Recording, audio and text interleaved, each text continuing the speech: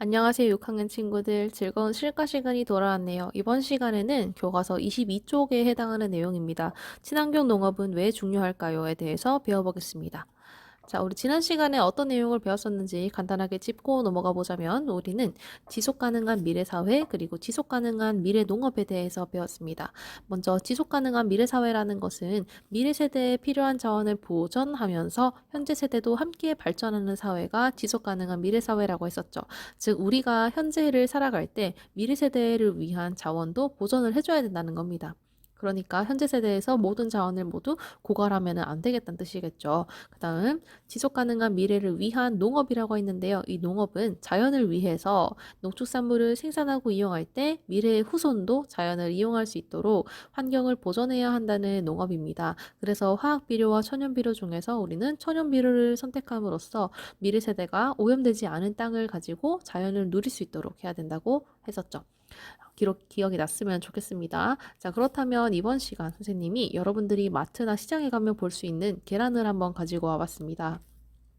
자, 이 계란들을 보면요. 여러분들이 이런 마크를 찾을 수 있을 거예요. 초록색으로 된 마크인데 이런 마크를 뭐라고 하냐? 바로 무항생제 마크라고 합니다. 이 무항생제라는 것은 영어로는 non antibiotic이라고 되어 있는데 이 항생제가 없을 무자를 썼나 봐요. 그쵸? 항생제가 없다.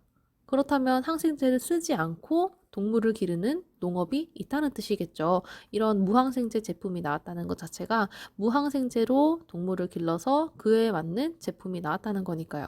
자, 그렇다면 이렇게 항생제를 사용하지 않고 동물을 기르는 농업을 어떤 농업이라고 말을 할지 이번 시간에 배워보도록 하겠습니다.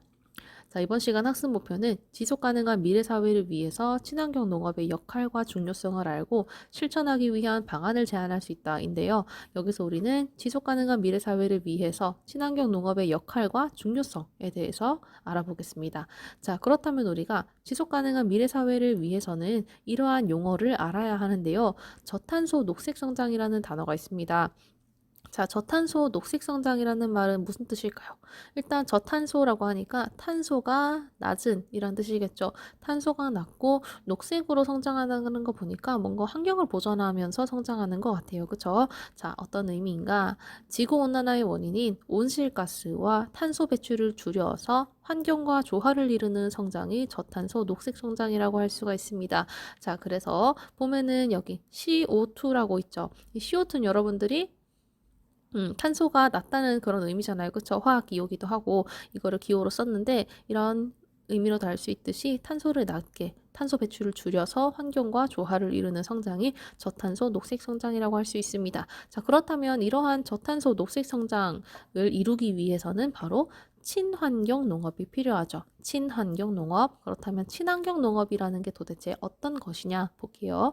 친환경 농업은 농약, 비료, 항생제를 사용하지 않고 최소한으로 투입을 해서 사용을 하지 않거나 아니면은 사용을 하되 최소한으로 투입을 시켜서 농업 생산력을 유지하고 환경을 보존하면서 안전한 농산물을 생산하는 미래의 새로운 농업 형태가 바로 친환경 농업이라고 할 수 있습니다. 즉, 농약, 비료, 항생제를 아예 쓰지 않거나 아니면 사용을 하더라도 아주 조금 사용을 해서 농업 생산력, 그러니까 제품을 만들 때 똑같이 생산력을 유지한다는 거겠죠.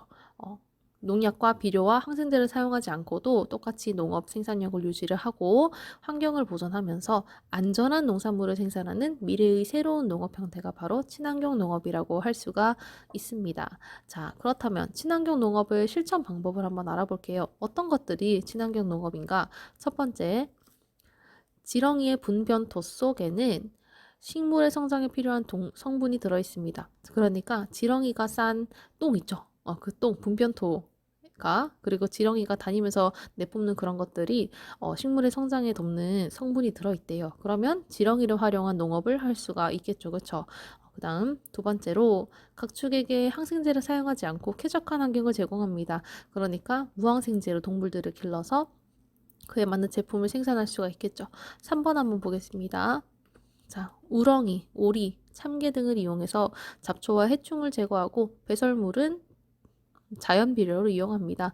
라고 되어 있네요. 그래서 우리가 이 농법, 오리 농법도 있고요. 우럭이 농법, 참개 농법 등등이 있는데 자세한 거는 다음 시간에 친환경 농업의 사례에 대해서 배워보겠습니다. 이거는 지금은 그냥 간단하게 이런 것들이 있다 정도만 알면 됩니다. 그다음 4번. 가축의 분뇨를 퇴비로 만들어서 거름으로 사용한다. 그렇죠. 가축의 분뇨를 비료로 만들 수 있겠죠. 그다음 5번. 가까운 곳에서 생산된 친환경 농축산물을 이용해서 탄소 배출을 줄인다. 자, 이게 무슨 뜻이냐? 자, 예를 들어서 여러분들이 서울에 사는 사람이라고 생각을 해보세요. 근데 서울에 사는데 내가 양파를 사려고 합니다. 양파를 사려고 하는데 부산에서 있는 양파를 산다고 생각을 해보세요. 그럼 부산에서 자란 양파를 서울까지 가지고 오는데 굉장히 많은 이산화탄소가 배출이 되겠죠. 그쵸? 그리고 그만큼의 환경오염도 진행이 될 것이고요. 근데 내가 부산에 있는 양파가 아니라 서울 근교에서 자라는 농장에 있는 양파를 사용을 한다. 그러면 그만큼 이동 거리가 적어지기 때문에 탄소 배출량이 작겠죠. 그래서 가까운 곳, 나로부터 가까운 곳에서 생산된 친환경 농축산물을 이용해서 탄소 배출을 줄이는 것도 이 친환경 농업의 실천 방법 중에 하나가 될 수 있습니다. 이해가 됐으면 좋겠네요. 자, 그렇다면 스스로 과제입니다. 이번 시간 인터넷으로 친환경 농업 사례를 한 가지를 조사해서 배운 공책에 정리하는 겁니다.